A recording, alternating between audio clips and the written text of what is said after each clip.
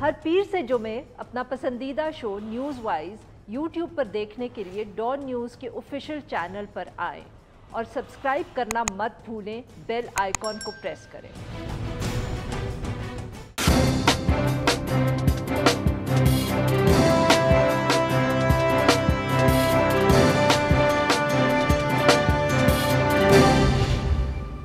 Welcome to news wise, मैं हूं आरिफा नूर। आज प्रोग्राम में सबसे पहले हम बात करेंगे खैबर पख्तूनख्वा में जो बल्दियाती इंतखाबात हुए हैं और उनके जो नताइज अब तक सामने आए हैं।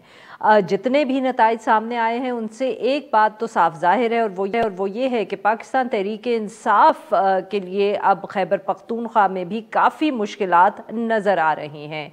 एक ऐसी जमात जिसने 2013 और 2018 में ये साबित किया कि वो इस सूबे की सबसे मकबूल तरीन जमात है, वो इस दफ़े इतना अच्छा परफॉर्म नहीं कर पाई। 17 अजला के अंदर पोलिंग हुई और इसके बाद जो रिज़ल्ट सामने आए हैं उनमें सबसे अहम बात ये है कि जो चारों बड़े अजला हैं यानी कि पेशावर, कोहाट, मर्दान और बन्नू, इसमें जो सिटी मेयर की नशिस्तें हैं वो तहरीक इंसाफ उन पे कामयाब नहीं हुई। ताज़ा तरीन मीडिया रिपोर्ट्स के मुताबिक पेशावर और बन्नू में मेयर सिटी की नशिस्तों पर JUI-FA कामयाब हो गई है, जबकि कोहाट की नशिस्त पर भी लग रहा है कि वही कामयाब रहेगी, उसके उम्मीदवार को अब तक बरतरी हासिल है। और मर्दान की जो नशिस्त है वहाँ ANP जो है वो शायद जीते, ये इतलात अब तक सामने आई हैं। तहसील और सिटी काउंसिल्स की जो तकरीबन 60 सीट्स थीं उनमें से अब तक 55 नशिस्तों के गैर सरकारी नताइज सामने आ चुके हैं। इनके मुताबिक JUI जो है वो 18 नशिस्तों के ऊपर पहले नंबर पर है, जबकि PTI 14 नशिस्तों पर और ANP 8। इसके साथ साथ 8 आज़ाद उम्मीदवार भी कामयाब हुए हैं। कोहाट से ताल्लुक़ रखने वाले वफाकी वज़ीर शिबली फराज साहब ने आज जब मीडिया से गुफ्तगू की तो उन्होंने शिकस्त जो थी बल्दियाती इंतखाबात में वो PTI की उसको माना, तस्लीम किया और साथ में ये भी कहा कि उनकी जमात जो है उसको शायद ये शिकस्त इसलिए हुई क्योंकि वो टिकट्स जो है वो सही तकसीम नहीं कर पाए और उन्होंने इसीलिए कहा कि PTI का मुकाबला तो PTI से ही था। मगर साथ साथ उन्होंने ये भी माना कि महंगाई भी एक फैक्टर हो सकता है। गुज़िश्ता रोज़ जो पोलिंग हुई उसके दौरान तशद्दुद और दहशत गर्दी भी देखने में आई। बाजौड़ के इलाके में खुदकुश हमला हुआ और दीगर अजला में भी फायरिंग और रॉकेट हमलों की इतलात सामने आई हैं और 5 हलाकतें अब तक रिपोर्ट हुई हैं। ताज़ा तरीन जो नताइज हैं वो क्या ट्रेंड दिखा रहे हैं और इस हवाले से जो फैसला कुन अवामिल वो क्या है, इस सारे मामले पे गुफ्तगू करने के लिए आज हमारे साथ मौजूद हैं इफ्तिखार फिरदौस साहब। सीनियर सहाफ़ी हैं, पेशावर में बेस्ड हैं, बहुत गहरी नज़र रखते हैं वहाँ की सियासत पर। और हमारे साथ मौजूद हैं महमूद जान बाबर साहब, ये भी सीनियर सहाफ़ी हैं, पेशावर में बेस्ड हैं और ये भी खैबर पख्तूनख्वा की जो पॉलिटिक्स है उसको बहुत डीपली फॉलो करते हैं। Welcome to the show gentleman. जी महमूद जान साहब, सर आपसे गुफ्तगू का आगाज़ करेंगे। सर जो ये बहुत जो 4 बड़े अजला हैं और जो वहाँ PTI का नुमाइंदा जो है सिटी मेयर की सीट के ऊपर कामयाब नहीं हुआ, सर ये क्या कोई ट्रेंड है? और जो यहाँ JUI-FA की इतनी कामयाबी इन सीट्स पर रही है, 3 में से जो 4 सीट्स हैं उनके ऊपर कहा जा रहा है कि वो ही जीतेंगे, इसको आप किस तरह देख रहे हैं सर? जी बहुत शुक्रिया। सबसे पहले तो मैं ये बताऊं, ये ट्रेंड से ज्यादा पैगाम है तहरीके इंसाफ के लिए, उस तहरीके इंसाफ के लिए जो गुज़िश्ता 3 इलेक्शंस यहाँ जीतती आई हैं। थोड़ा सा इसको कॉन्टेक्स्ट में समझने की जरूरत है। 2013 के इंतखाबात में तहरीके इंसाफ जब यहाँ जीती थी तो उन दिनों यहाँ पे तहरीके तालिबान पाकिस्तान की जानिब से पीपल्स पार्टी और अवामी नेशनल पार्टी पर हमले हो रहे थे। उनके लिए मैदान इस तरह खुला नहीं था जिस तरह इनके लिए खुला था। इस वजह से वो जो उसका फायदा हुआ वो तहरीके इंसाफ को हुआ। फिर 2015 में बल्दियाती इंतखाबात हुए, नई इनकी हुकूमत बनी थी, कारकुन पुरजोश था, जुनून जिंदा था। और जब तक जुनून जिंदा था तो वो इमरान खान से तो जुनून एफिलिएट कर रहा था, लेकिन बात ये थी कि उसके बाद जुनून जो है उसने उस वक्त भी अपना असर दिखाया और तहरीक इंसाफ को ज्यादा शहर मिले। इसके बाद 2018 के जो इंतखाबात आए तो उसमें तो आपको पता है कि तमाम जितनी भी अपोजिशन जमातें हैं उन सब ने कहा कि तहरीक इंसाफ को शायद किसी ने जितवाया है। इस बार جو صورتحال ہے وہ یہ ہے کہ ان 3 الیکشنز کے بعد چوتھا الیکشن یہ ہے جس کے بارے میں یہاں پہ یہ کہہ سکتا ہوں کہ وہ تمام عوامل جو کہ ان پولیٹیکل فورسز کو پہلے روک رہے تھے الیکشنز میں آنے کے لیے اور تحریک انصاف کے لیے رستہ کھلا تھا، وہ عوامل اس وقت کارفرما نہیں تھے.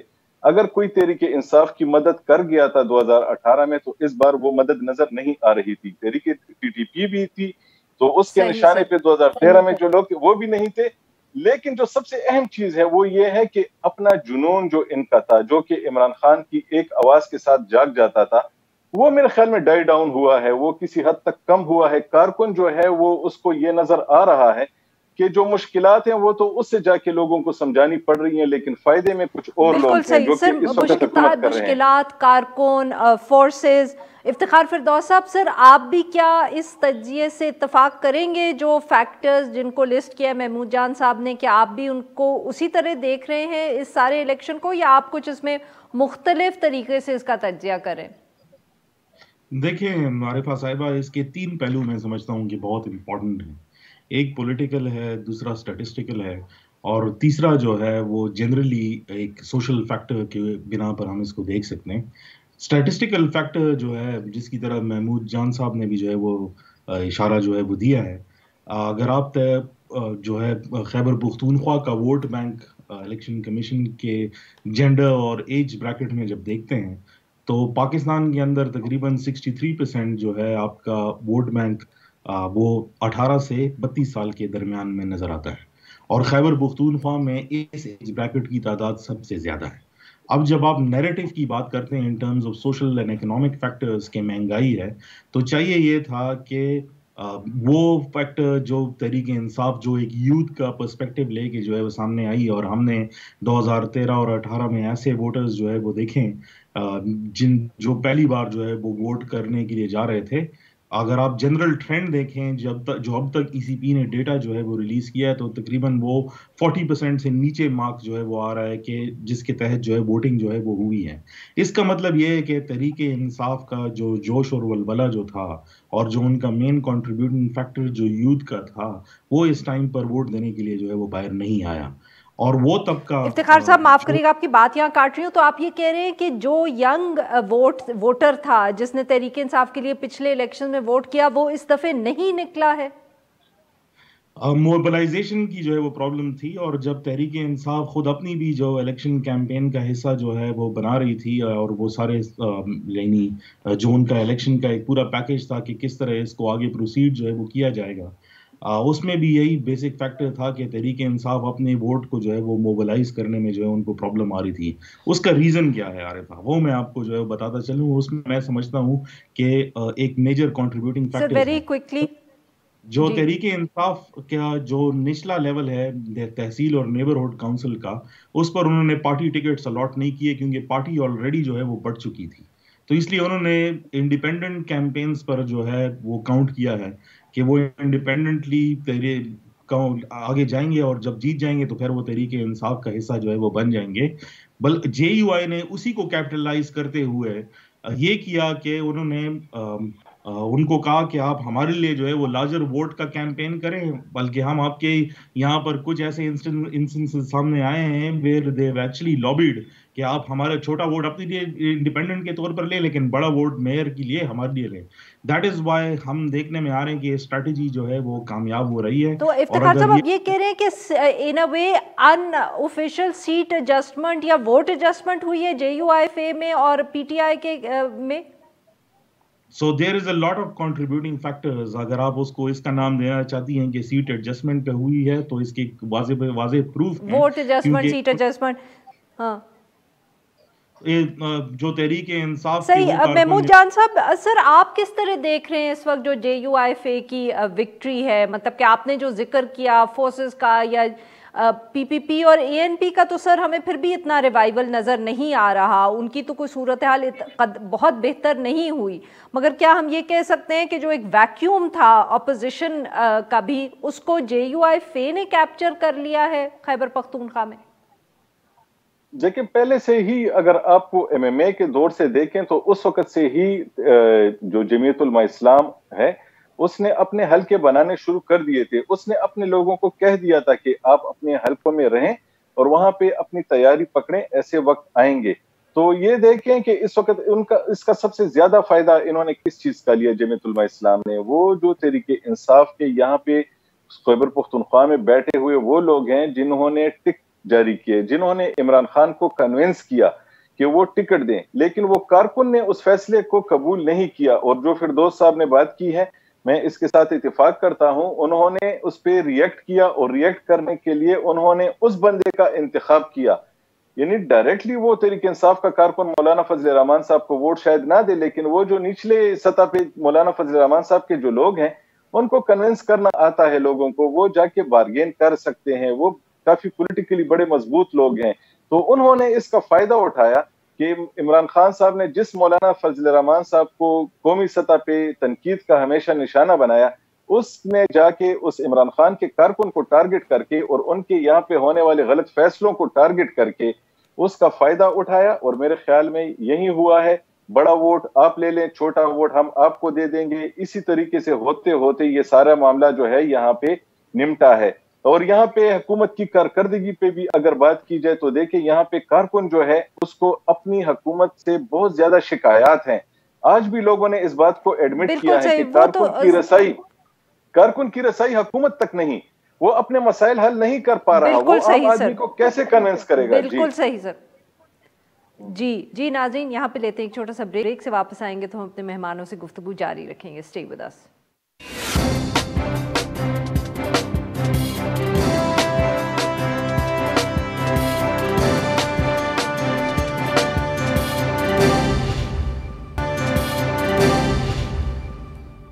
ویلکم بیک ناظرین, ہم گفتگو کریں افتخار فردوس صاحب سے اور محمود جان بابر صاحب سے, اور ہم بات کرتے رہے ہیں جو خیبر پختونخوا میں بلدیاتی الیکشنز ہوئے ہیں. جی افتخار صاحب, جیسے آپ نے ذکر کیا کہ کہیں نہ کہیں جو نچلا ووٹ ہے وہ جے یو آئی ایف اے نے نیگوسیٹ کیا ہے کینڈیڈیٹس کے ساتھ کہ آپ بڑا ووٹ یعنی کہ میئر کا ووٹ ہمیں دے دیں, نچلا ووٹ آپ رکھ لیں. تو سر اس کا پاکستان تحریک انصاف کو کوئی فائدہ ہوگا, یا یہ انڈیپینڈنٹ کینڈیڈیٹس جو کنٹیسٹ جنہوں نے کیا ہے, جن کا شاید تعلق پی ٹی آئی سے ہو مگر وہ انڈیپینڈنٹلی کھڑے ہوئے ہیں, انہوں نے جے یو آئی ایف اے کے ساتھ اگر اس طرح کا کوئی ایک ان ریٹن معاہدہ کیا ہے تو کیا وہ انڈیپینڈنٹلی ہی کام کریں گے آفٹر وننگ, یا یہ ایونچولی آپ پی ٹی آئی کو جوائن کر لیں گے؟ یہ ڈیپینڈ کرتا ہے کہ لوکل رائیولریز کو اب سیٹل جو ہے وہ کیسے کیا جاتا ہے. لیکن جنرلی اگر آپ تحریک انصاف کے, اور یہ ہم اس کا پولیٹیکل فیکٹر جو میں نے آپ کو 3 فیکٹرز بولیں گے, اس کا پولیٹیکل فیکٹر جو ہے وہ ڈسکس کر رہے ہیں عارفہ. تو جو پولیٹیکنگ کا ایک اپنا معیار ہوگا, جب تحصیل کاؤنسلز بنیں گی اور اس کے اندر لوگ جو ہے وہ آئیں گے, وہ یہ بات اس وقت میں دیکھی جائے گی کہ کون کس کو جو ہے کس ٹائپ پر جو ہے وہ کنوکشن جو ہے وہ دیتا ہے. لیکن میں یہاں پر جو محمود جان صاحب بات جو ہے وہ کر رہے تھے وہ بریک سے پہلے, سوشولوجیکل فیکٹر کی جو ہے وہ میں بات وہ کرنا چاہتا ہوں کہ ڈیفینیٹلی عوام کے اندر جو ہے وہ غصہ تھا, اور یہ بات تو تحریک انصاف کے اپنے ایم این ایز اور ایم پی ایز اور جتنے بھی پارٹی کارکن ہیں ان کو اس بات کا اندازہ تھا کہ جو پرائس ہائیک ہے اور جو ڈی ویلیویشن آف روپی ہے, جو پاور کے ووز ہیں, جو گیس کی شیڈنگ ہے, الیکٹریسٹی کی پرائز اور روڈ شیڈنگ ہے, ڈیفینیٹلی میرے اس کا بھی بہت اثر پڑا ہے مہنگائی کا اور اکنامک سچویشن کا. اور میں تو اس درجے تک جو ہے وہ کہوں گا کہ یہ ووٹ بہت سارے لوگوں نے غصے میں جو ہے وہ دیا ہے تاکہ موجودہ حکمران جماعت کو it's definitely a wake up call. بالکل صحیح. محمود صاحب, یہ جو اس طرح کی اطلاعات آ رہی تھی کہ پاکستان تحریک انصاف کے جو ممبرز ہیں جیسے کہ نور عالم صاحب, وہ خود اپنی پارٹی کے خلاف دوسرے کینڈیڈیٹس کے لیے کیمپیننگ کرتے رہے ہیں, کیا یہ بھی غصہ تھا, یا جیسے آپ دونوں فرما رہے تھے کہ جو انسپوکن انڈرسٹینڈنگ تھی لوکل لیول پہ, اس کی وجہ سے اس طرح ہوا ہے؟ دیکھیں ایک بات آپ یاد رکھیں کہ الیکشن جیتا تھا جس طرح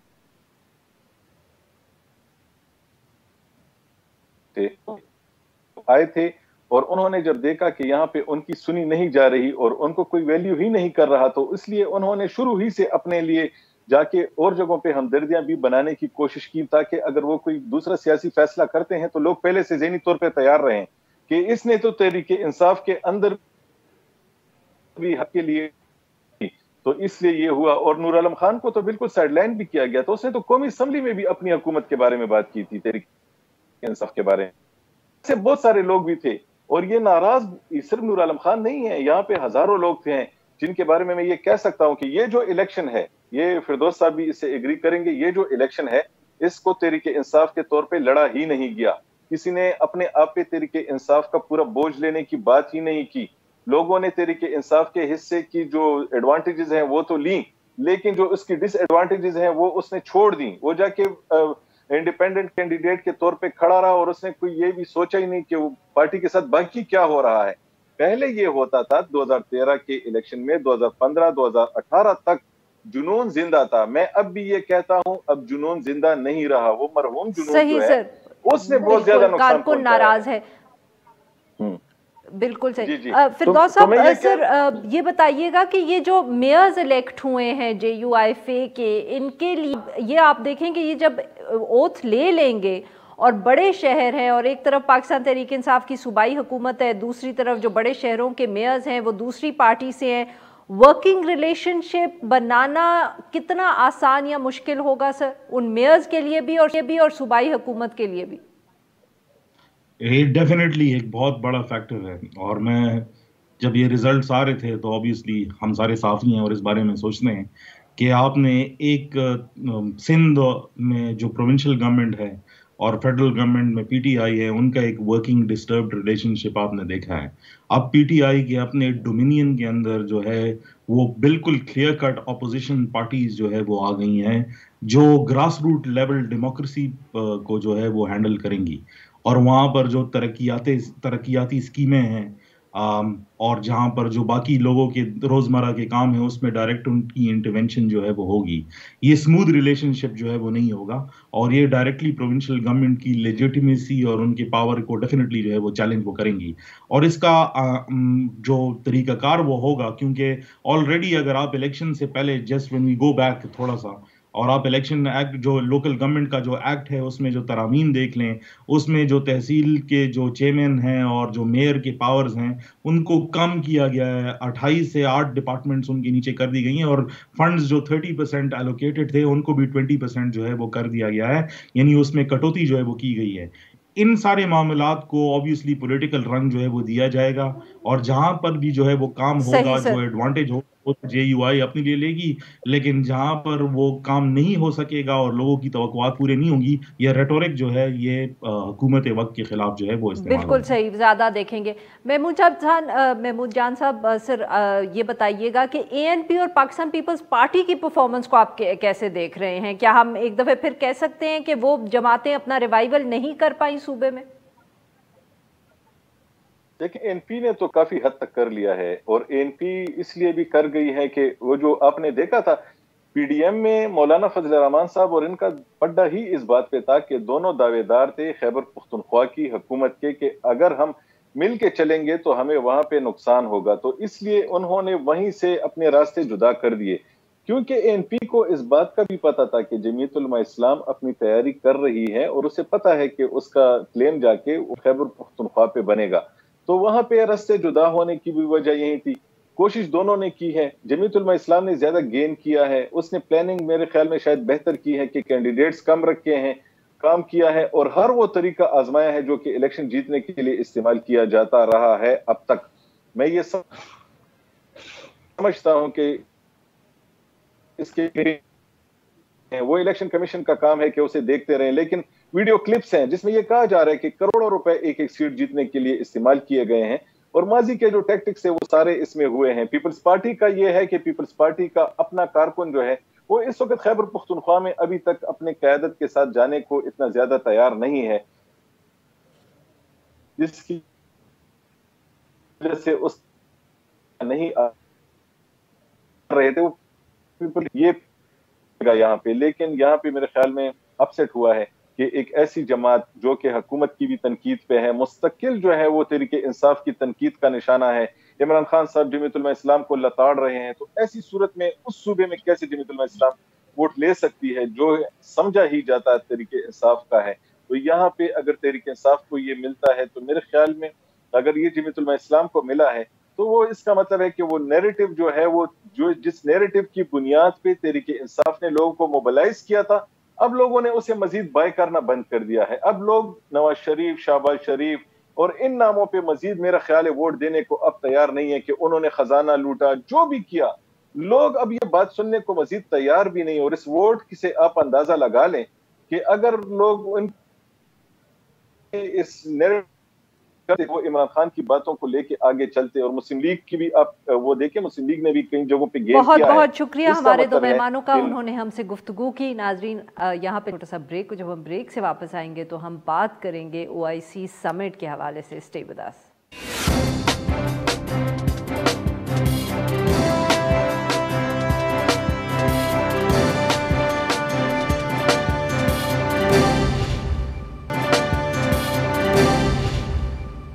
ویلکم بیک. پروگرام کے اس حصے میں ہم ذکر کریں گے جو OIC کے وزرائے خارجہ کاؤنسل کا افغانستان کے حوالے سے ایک خصوصی اور ہنگامی اجلاس ہوا.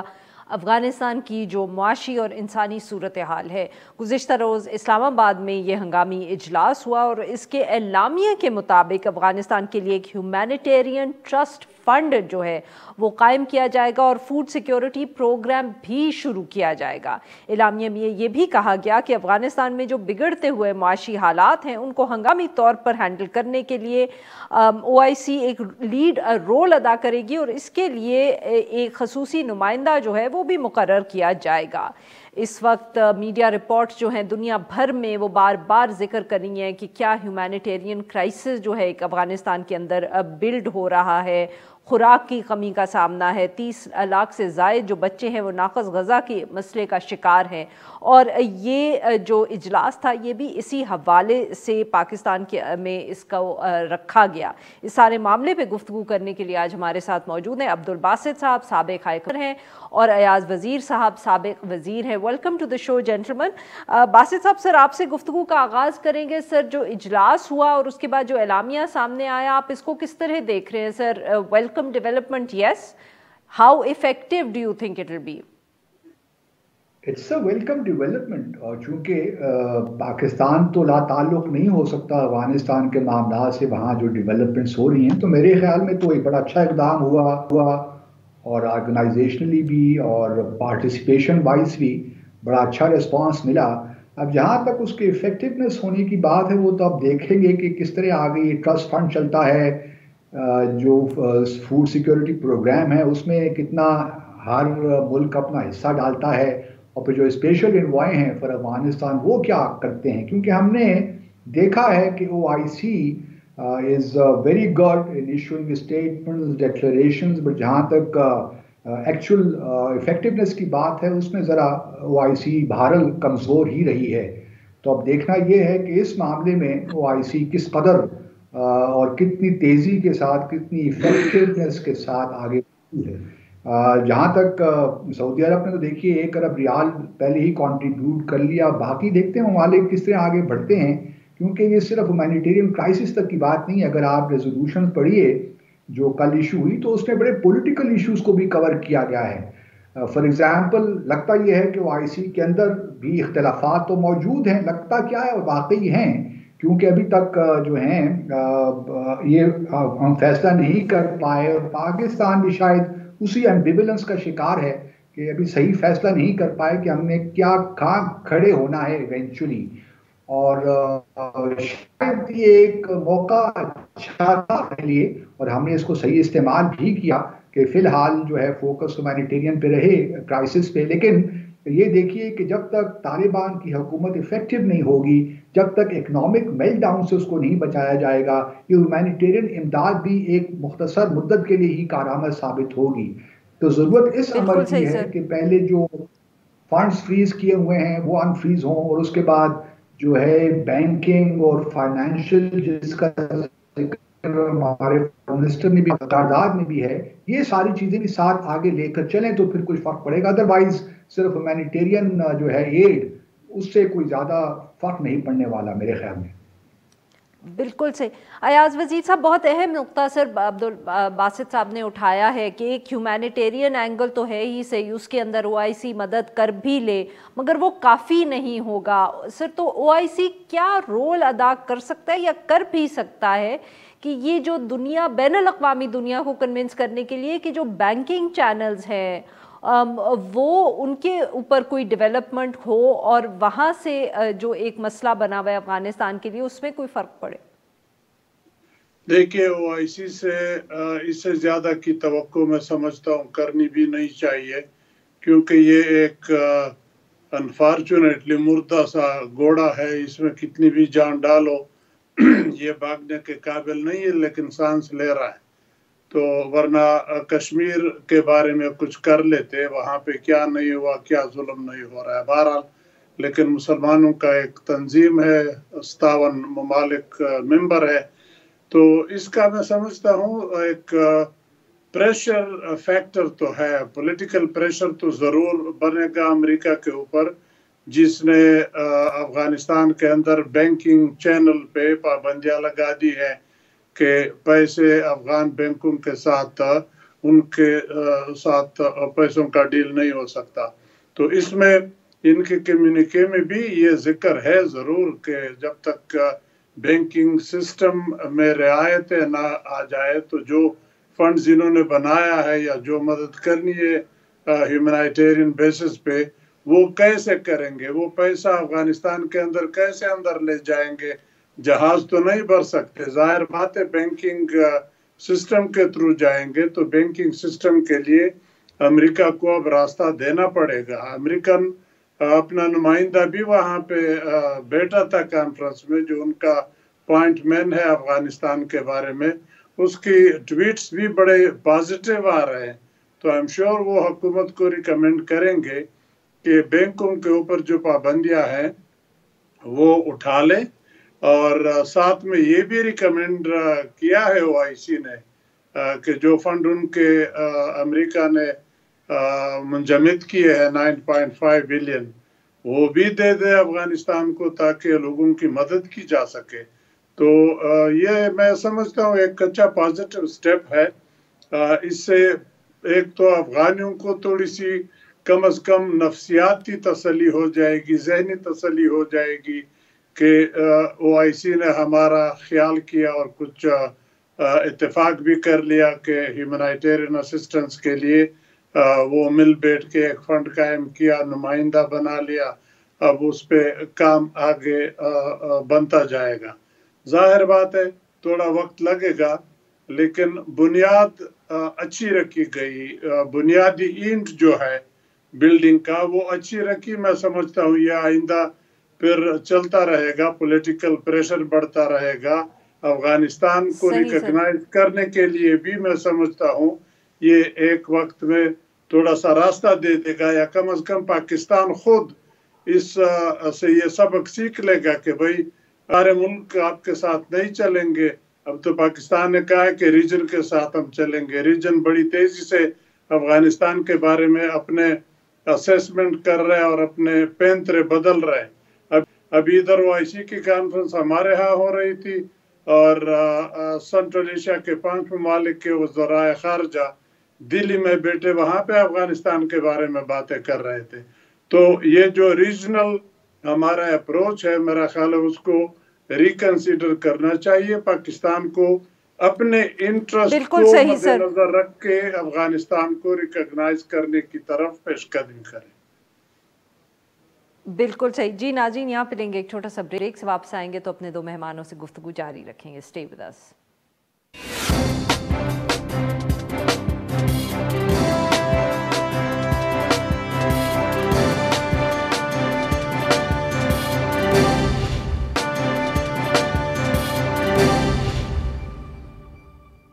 ویلکم بیک ناظرین. ہم گفتگو کر رہے ہیں ایاز وزیر صاحب سے, عبدل باسط صاحب سے, اور ہم بات کریں جو او آئی سی کا ہنگامی اجلاس گزشتہ روز اسلام آباد میں ہوا. باسط صاحب, سر آبویسلی او آئی سی کتنا کر سکتی ہے, کیا کر سکتی ہے, بین الاقوامی دنیا سے کیا ریاکشن آئے گا, کتنی جلدی آئے گا, ان کے پاس بھی کیا آپشنز ہیں. بٹ سر یہاں بہت اہم ایشو یہ بھی ہے کہ افغان طالبان کیا کرنے کو تیار ہیں بین الاقوامی دنیا کو انگیج کرنے کے لیے. کیا یہ بھی ایک فیکٹر ہے جو OIC کا اجلاس ہو یا آنے والے دنوں میں جو تبدیلیاں ہوں اس پہ بہت اثر انداز ہو سکتا ہے؟ نہیں بالکل، اگر آپ ریزولوشن پڑھیں تو اس میں طالبان سے بھی وہی باتیں کی گئی ہیں کہ آپ انکلوسیو گورنمنٹ بنائیے جو ریپرزینٹیو گورنمنٹ ہو. دیکھیے طالبان پہ بھی پریشر بلڈ کرنا بہت ضروری ہے، کیونکہ ہم نہیں دیکھ رہے کہ افغانستان میں اگلے کوئی 3-4 سال میں کوئی الیکشنز والی فضا بن رہی ہے. ابھی تو آئین کا معاملہ بھی ہے، 1964 کے آئین میں کیا تبدیلیاں لاتے ہیں وہ ایک بڑا اہم ہے. پھر لویا جرگا نظر نہیں آ رہا کہ اگلے سال کوئی ہونے جا رہا ہے. تو میرے خیال میں ایک لحاظ سے OIC کی جو ریزولوشن ہے اس میں جو ڈیمانڈز کی گئی ہیں، اور ایک بڑی انٹرسٹنگ بات یہ ہے کہ پوری ریزولوشن اگر آپ دیکھیے تو اس پہ صرف افغانستان مینشن کیا گیا ہے. اس میں اسلامک ایمریٹ آف افغانستان بھی نہیں کہا گیا اور اسلامک ریپبلک آف افغانستان بھی نہیں کہا گیا. تو طالبان کے اوپر بھی پریشر مینٹین رکھنا بہت ضروری ہے، تاکہ اگر وہ لیٹ سے کم از کم ایتھنیکلی تو اپنی گورنمنٹ کو ریپرزینٹیو بنائیں. یہ بات بالکل ایک لحاظ سے درست ہے کہ دیکھیے تقریباً 20 سال سے طالبان ایک ریزسٹنس فورس کے طور پہ کام کرتی رہی ہے. اب ان کو ایک پولیٹیکل پارٹی میں ٹرانسفارم ہونے میں that can not be done overnight, اس میں تھوڑا بہت ٹائم لگتا ہے.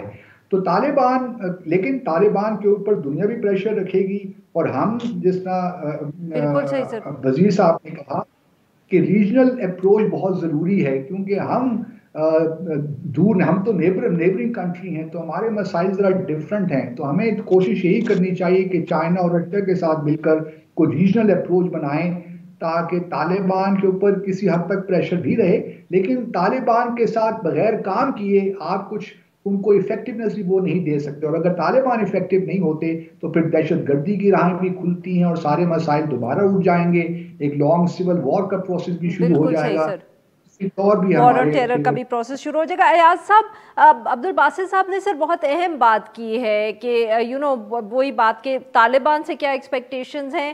اب انکلوسیو گورنمنٹ کا ذکر کیا عبدالباسط صاحب نے، بٹ سر کیا انکلوسیو گورنمنٹ افغان طالبان کے لیے اس وقت اس کے اوپر پیش قدمی کرنا آسان ہوگا، یا جیسے ویمن رائٹس پر زیادہ آسان ہوگا، اور وہاں کیوں نہیں ہمیں زیادہ تیزی سے کوئی ایک امپروومنٹ نظر آتی جو بین الاقوامی دنیا کو ذرا زیادہ تسلی دے سکے؟ دیکھیے دنیا کے کنسرن بھی یہی 3 چیزوں کے بارے میں ہے، ہیومن رائٹ، ویمن رائٹ اور آل انکلوسیو گورنمنٹ. تو ہیومن رائٹ اور ویمن رائٹ یہ تو مشکل کام نہیں ہے، میرا خیال ہے یہ طالبان جلد ہی اس طرف کچھ قدم اٹھانے والے ہیں، میرا اندازہ ہے. لیکن آل انکلوسیو جو ہے سر اندازہ ہے یا امید ہے آپ کی؟ نا امید بھی ہے، اندازہ بھی ہے اور کچھ سنا بھی ہے. بہرحال جب تک ہو نہ جائے تو پھر تو اسی طرح کہنا پڑتا ہے. تو بہرحال آل انکلوسیو کے لیے بھی وہ سیریسلی سوچ رہے ہیں، لیکن اس میں اگر کوئی یہ کہے کہ آل انکلوسیو سے مراد جو پچھلے وار لارڈ تھے یا پچھلے جو لیڈران تھے اس پچھلی حکومت کے، اس کو شامل کر لے، وہ میرا خیال ذرا مشکل ہوگا. لیکن ایک بات ضرور ہے کہ یہ 40 سال میں پہلی مرتبہ پورے افغانستان کے اوپر طالبان کی حکومت قائم ہوئی ہے. اس سے پہلے جتنی بھی حکومتیں آئی ہے سوویت یونین کے آنے کے بعد، وہ پورے افغانستان پہ کبھی بھی کنٹرول ان کا نہیں رہا. تو یہ ایک بہت ہی زبردست موقع ہے کہ طالبان اس سے فائدہ اٹھا لے اور افغانستان میں مستقل امن لائے.